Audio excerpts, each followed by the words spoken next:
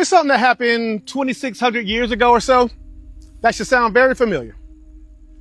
King Nebuchadnezzar conquered Jerusalem. And when he didn't kill the best and the brightest, he kept them.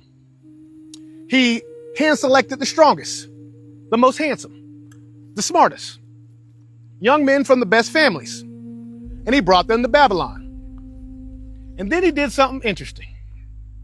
He fed them from his own table, the king's food, the king's wine, every day for 3 years.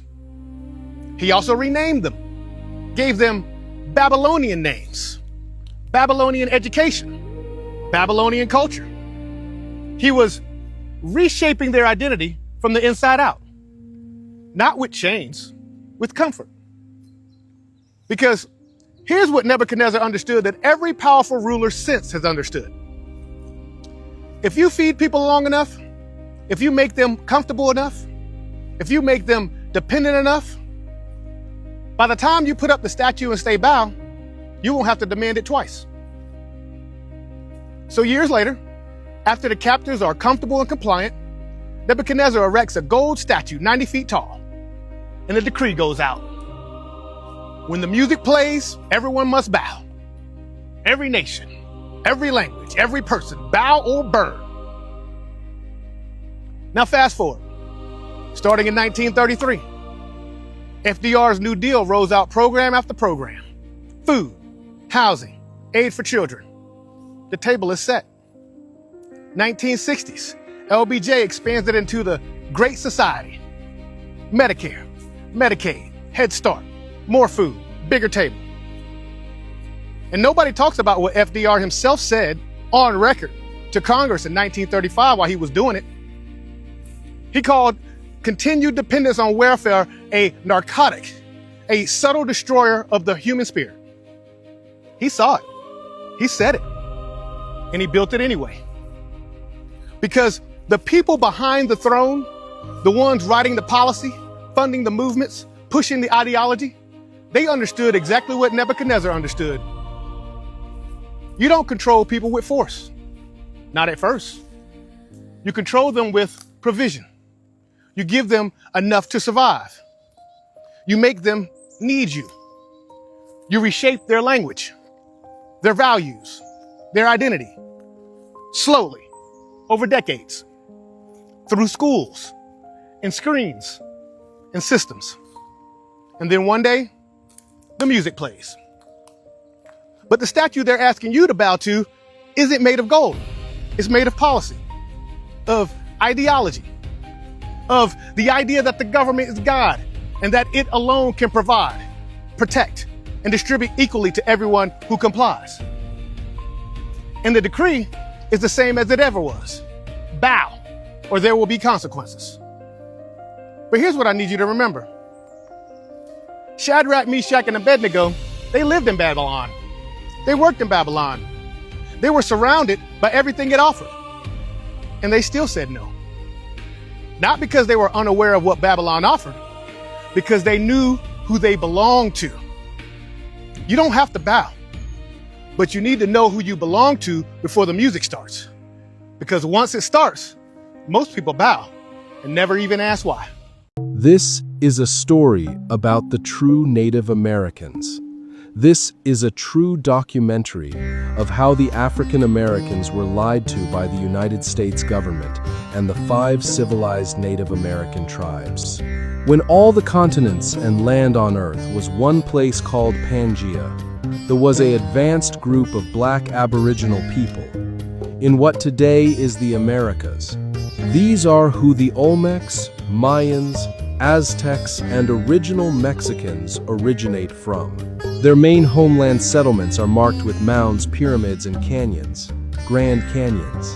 The people we refer to currently as Native Americans are actually Mongolians who came across the Alaskan Bering Strait about 2,000 years ago. This is why the Comanche tribe are such skilled bowmen and horse riders like the Mongolian.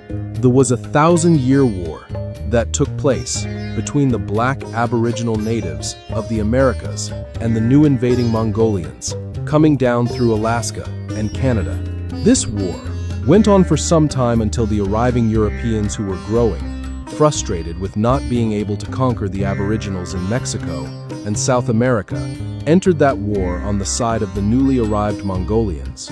The Mongolians taught the Europeans how to survive in the North Americas without the help of the black Native American. This turned into partnerships and treaties, and promises of land reservations after they completely taken control of North America, erased any proof or remnants of the Aboriginal Black Amarucan history, and turned the remaining black Native Americans into slaves who believe they all come from Africa.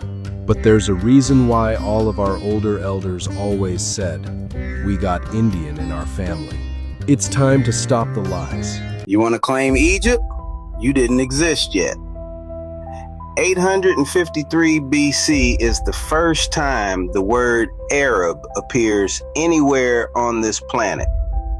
The pyramids were already 1,700 years old. That's not my opinion. That's the Assyrian battle record of King Shalmaneser III. 853 BC. One man named Gendibu, 1,000 camels. That is your first appearance in recorded history. Now here's where the receipts get heavy. The Himyar Kingdom, one of the most powerful pre-Islamic Arab dynasties. The word Himyar itself literally means dusky. That is documented in the Encyclopedia Britannica. Their language was found to be African in grammar, identical to Abyssinian. That is not an opinion. That is in the record. And then there is Al-Jahiz, not some random person. He was one of the most celebrated Islamic scholars of the 9th century. Theologian, historian, writer. In his book, written in 860 AD, The Glory of the Blacks Over the Whites, he wrote this exact line. The 10 sons of Abd al-Muttalib were deep black in color and big and tall. That is the Prophet Muhammad's own grandfather's sons. Written by an Arab scholar in Arabic in 860 AD. And Al-Mubarid, another 9th century Arab grammarian, documented that Arabs of that era said, and I quote, "The Arabs used to take pride in their darkness and blackness, and they had a distaste for a light complexion. And they used to say that a light complexion was the complexion of non-Arabs." Now let's go even deeper, because this is where it gets undeniable. The Arabian Peninsula sits directly across the Red Sea from Ethiopia and Somalia. That is not just geography. That is a land bridge.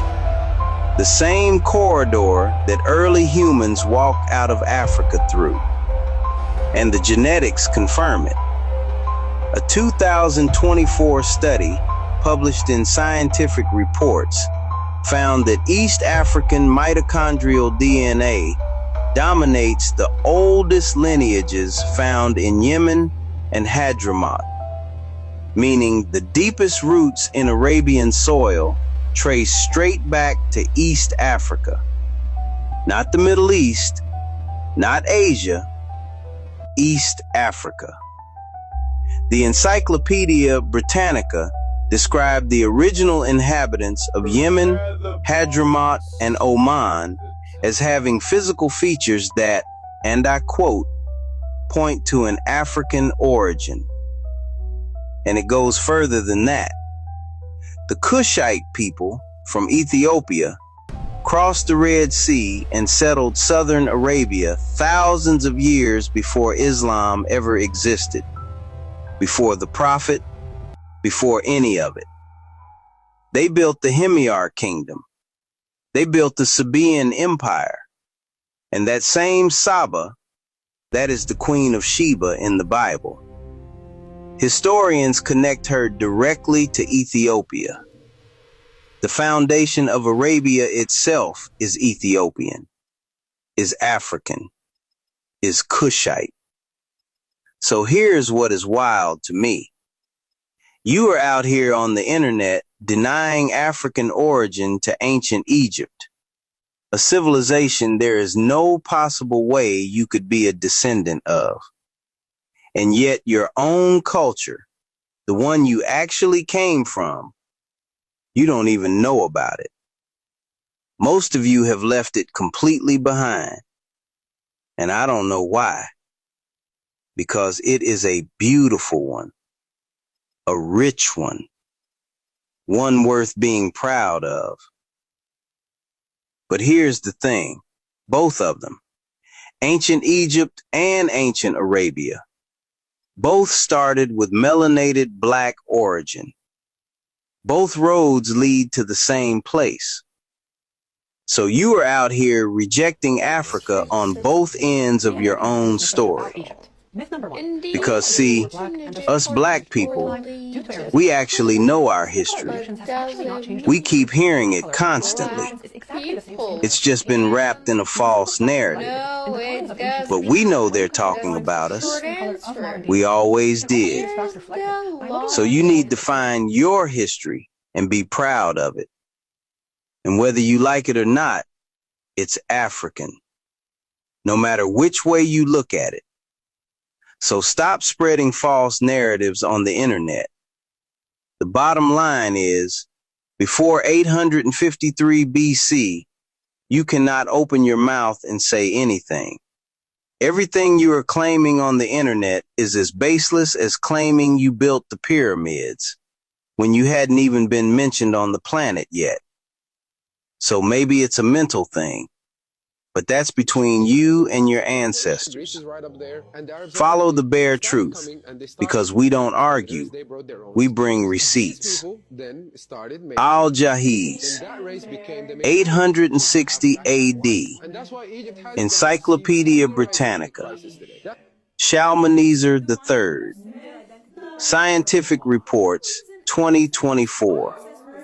It's all in the record. Now here's your question. If Arab scholars themselves documented that the founding family of Islam was black, and genetics prove Arabia was built on an Ethiopian foundation, why does the modern world not know this? Morning, loves. Hope you all had a great night. Let's talk about David Oyelowo, and I hope I pronounced that right. My Nigerian brothers and sisters, please correct me. Let's talk about the BS that he said the other day about the Southern black accent being subservient. Look, let me tell you my background. I am an American by naturalization, born in England, lived in Britain for most of my young adult life, came to America when I was a teenager, and I believe as of next year, I would have lived in this country 40 years. So I've been more American than I ever was Brit, but the accent fools many, right? In addition to that, my immediate ancestry is that my family is from Jamaica. And the one line behind that, I have ancestors from Cuba. So I think I'm uniquely qualified to speak on this matter. Here's the thing that Black Americans and Black folk of the diaspora need to hear. You are all arguing with each other when the argument is based in colonialism, racism, and white nationalism. As being uniquely qualified living in this country for the last 40 years and being immersed and part of the Black American experience, acknowledging that I don't have the same roots and tentacles, but have lived amongst, have operated as, moved in these spaces.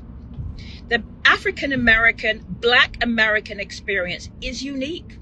There is no other Black folks, no matter where you live, no matter what island, what country, it is a completely different experience. It is a culture, it is a vibe, it is unique. period. Black Jamaicans, you have your own vibe. Whatever island, different vibe. Whatever country in Africa, different vibe. But all of those have a unique undergirding and unique nastiness, leftover crap that we need to get rid of. And that is the need and the urge to have proximity to whiteness. So that's why David could say what he's saying, because in many countries in Africa, Black Americans are seen as less than. So do the Caribbean people, so do the Latinas, because everybody is trying to get the same favor as white folks. Yes, this is part of colonialism. This is part of slavery. So his insensitivity, this is what they believe, this is what they think, this is what they're taught. Love and light. Cheers. So there's been this talk saying if Aboriginals are truly indigenous to America, then they'd have their own language. And to that I say we do. We have our own American Indian version. And most people call it Ebonics, but I say it's our own version of English that the world has just borrowed. And this article by Frank Colby titled "The King's English and Language of America, Not a Common Tongue." Let's get into it. Now, the very first sentence reads, "You were not taught so in school, but it is a fact that your native tongue is not the King's English, nor do we and the English people share a common tongue. The two streams of English have developed independently for over more than 300 years. Now, it is noted that when Shakespeare was writing his new plays, that in the 1600s, settlers in America had already started to make a notable start in fashioning a new and rich language. This indeed was the birth of the newest and oddest language the world has ever known. This subsequent growth had no kinship whatsoever with the so-called mother tongue, which was the King's English. And if you read further, it says such Indian-inspired words as these were taken to be the new English words, despite the fact that they were not English in any sense at all. These were words that were always American, like moose, chipmunk, skunk, coon, woodchuck. Y'all remember that? How much wood could a woodchuck chuck if a woodchuck could chuck wood? Yeah, that whole phrase was American Indian. But it doesn't stop there. Words like okra, hickory, pecan, these are all American words, yo. And then when you come down to South America, you have American Indian words like barbecue, banana, cocoa, chocolate, avocado, tamale, tequila. These are all American Indian words. And then peep this, it says, we did not learn in school that thousands of such American words as these are not English at all, except as the English have borrowed the words from us. You see here French words like Creole, Mardi Gras. Those are all American Indian words. Even German words like beer, kindergarten, wiener, pretzel, dollar. These were all truly American Indian English words. So yeah, we did have our own language here in America.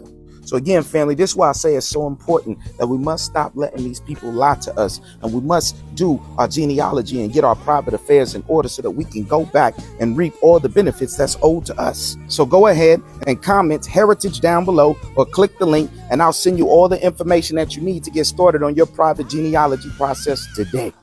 Because I don't know, man. I think it's safe to say they got us again. They got us again. I'm not counting your chips, but everybody else is. So you make 200, you make 200, you make 175, you make 150, you make 180. You know how many people you can change lifestyle with $10 million in our hood? In our communities? Why don't y'all have your own gym? Why we gotta go to UCLA to work out in LA every time? You can ask these dudes if not. I got Paul George sitting right here. I got DeMar DeRozan sitting right here. I got Russell Westbrook sitting right here. I'm literally sitting next to all of these dudes who are LA guys. You got your own, y'all all come from the exact same community. You want to inspire kids that look like you. All it takes is 5 of us. 250, 250, 250, 250, 250. What bank gonna turn us down? We about to build this whole shit out for our community. We're gonna build gyms, rec centers, start leagues and all that. Who's gonna stop us? We got the money. But you made over $100 million in your career, right? Is 105 gonna change? 110 gonna change your lifestyle? Realistically.